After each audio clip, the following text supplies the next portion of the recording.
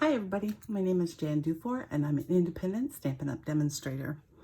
You can reach me at stampmesilly.com.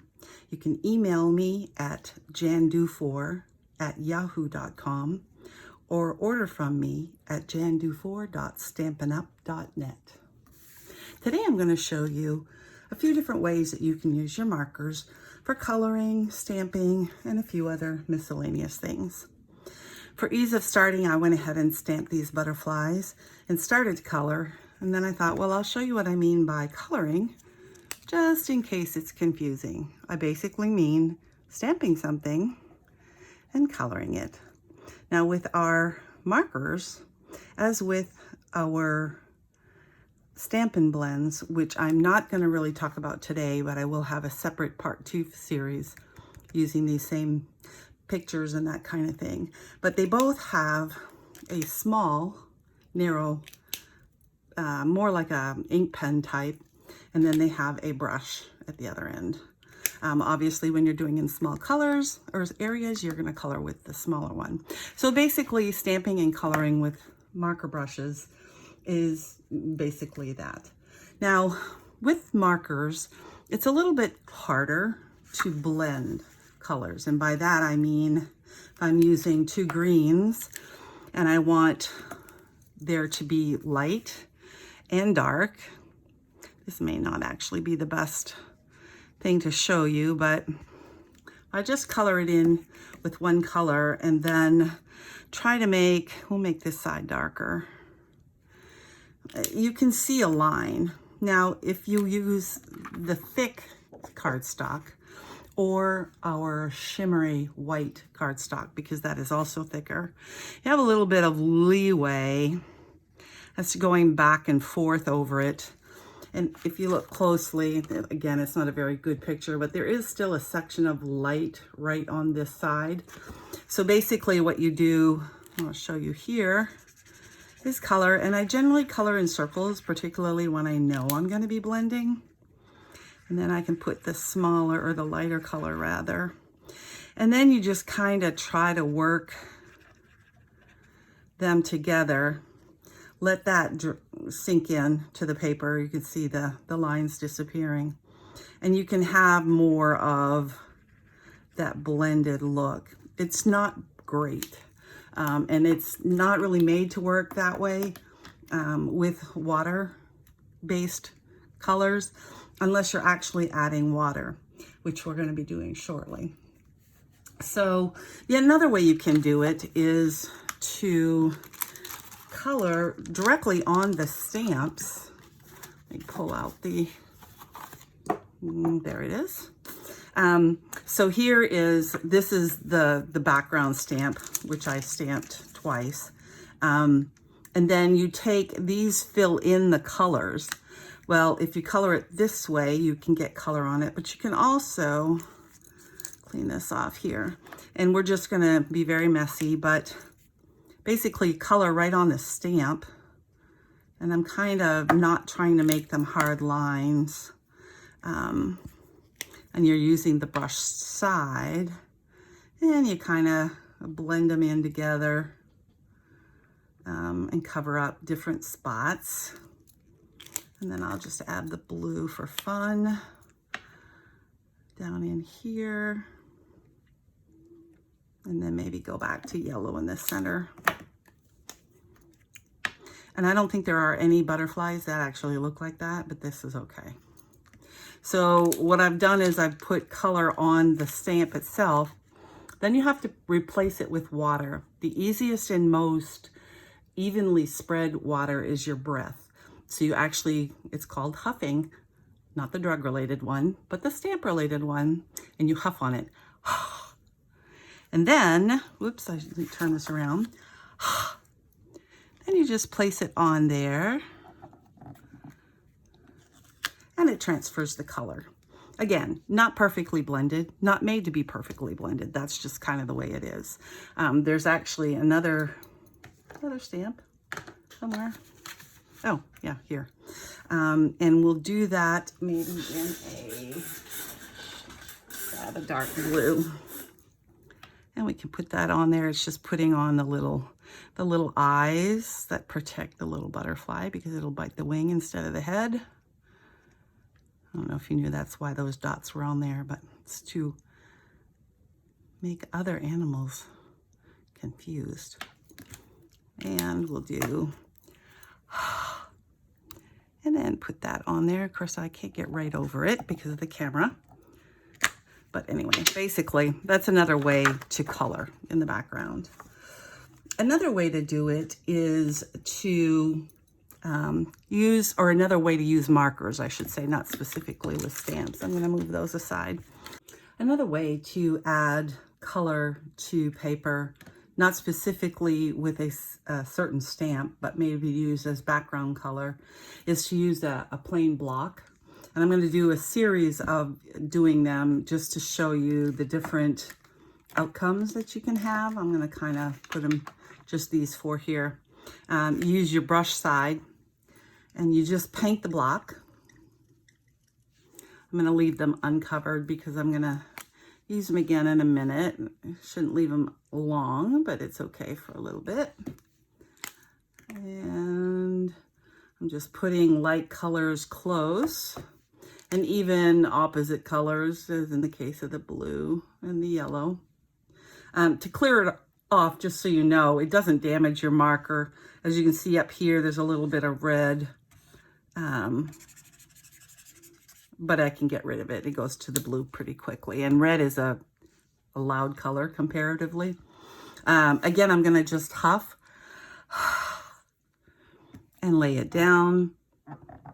And this, because I consider this a dry technique, you don't get a lot of distinction, but if you put a word stamp going across there, I think that would look really cool. I did another one with a little bit better coloring. There's some missing color here, which, you know, I can turn around and just do some additional red. Let's see, right in about here that it seemed to be missing. And I can just put it over there. Oops, and make it come out a little bit more, but whatever. So, you know, it's good for a small background. Another thing you can do is to take another piece of paper. We're going to do several of these different configurations. We're going to put some more yellow on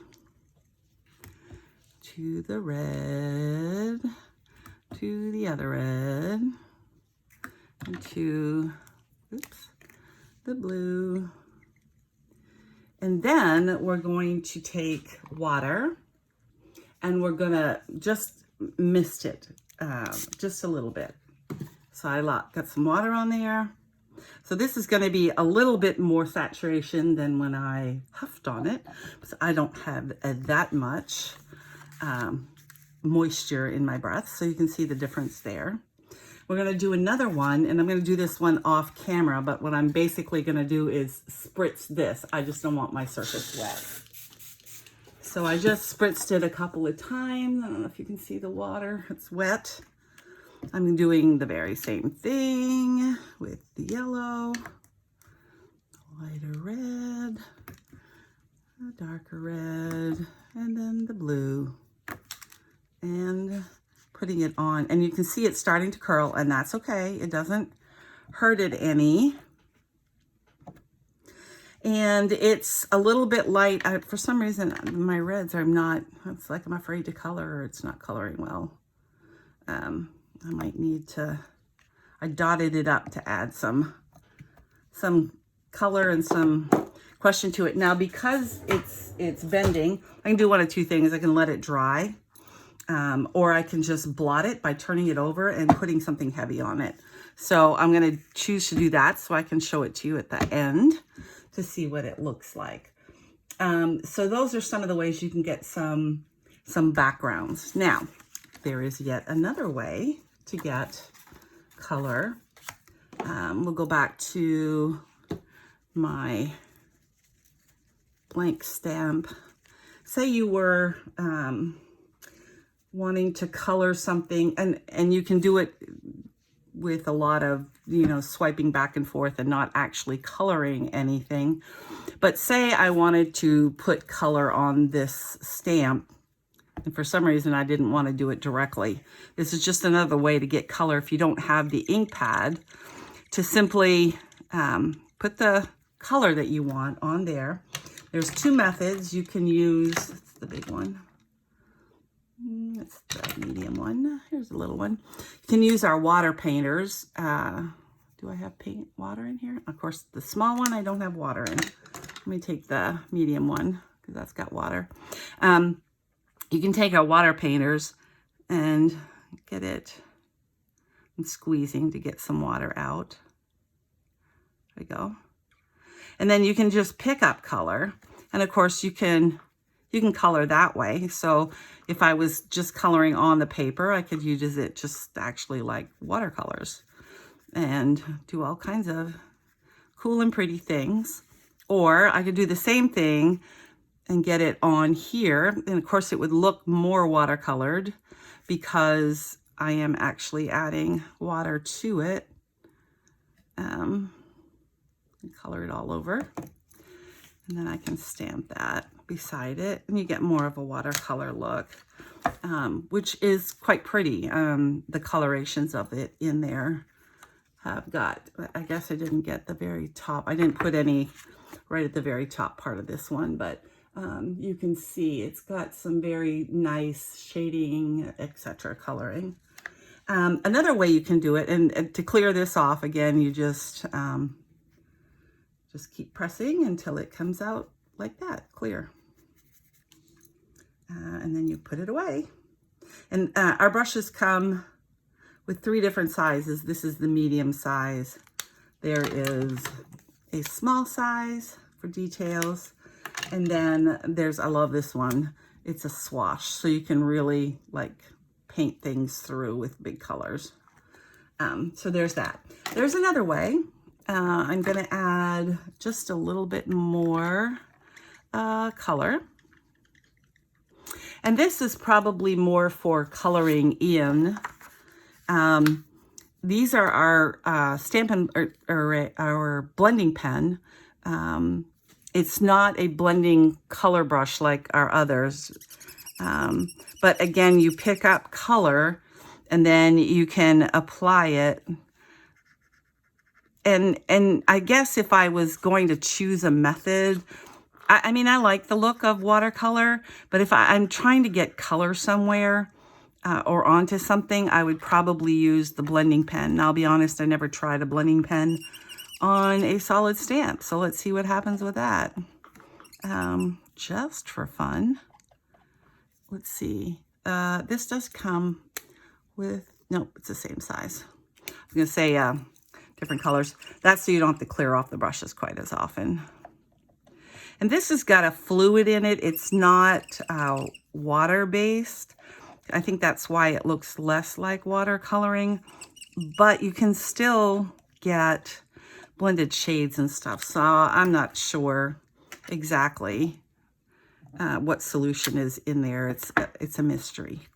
But again, you can see I still got the striations, multicolor of the same color. It's very, very pretty. And you can see also that even though, I mean, I messed up here, I had lots of color on there. This is on there a little bit deeper in color. So that's it for right now. If you have any questions, please post them below. The next video I'm going to be using our Stampin' Blends, which are alcohol-based markers as opposed to water-based markers. Thanks for coming in to visit today. Again, if you need to reach me, my website or my blog site is stampmesilly.com. My email is jandufour@yahoo.com. And then if you want to order, it's jandufour.stampinup.net. 2 quick notes: till the end of May, you can join for $99 and you get $155 worth of any products that you want. You don't have to do a thing. You don't have to sell anything. You don't have to buy anything again. There's no penalty. So that's a great way. And that just goes till the end of May. And then until the middle of June, if you have $250 worth of orders, so maybe you can collect some from friends, not only do you get your 10% in Stampin' Rewards, which is essentially $25, you get another $25. So that's $50 worth of Stampin' products. So just another way that you can get some extra Stampin' out of things. Thanks a lot. Talk to you later. Bye.